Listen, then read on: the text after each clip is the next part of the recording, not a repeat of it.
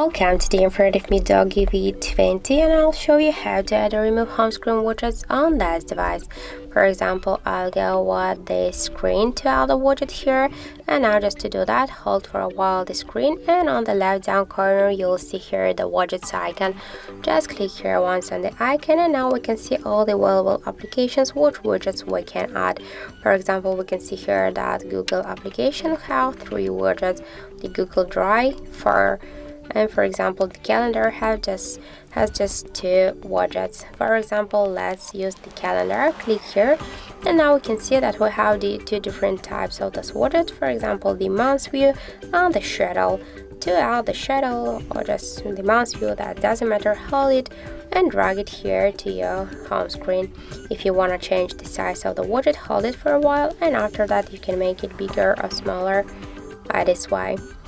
If you want to move the widgets here on the screen, just not a problem, hold it and drag it. As you can see, that's so simple. Also, you can move the widgets between the screens. For example, we can add it here to the main home screen, or if you want, we can create the new screen with the widget.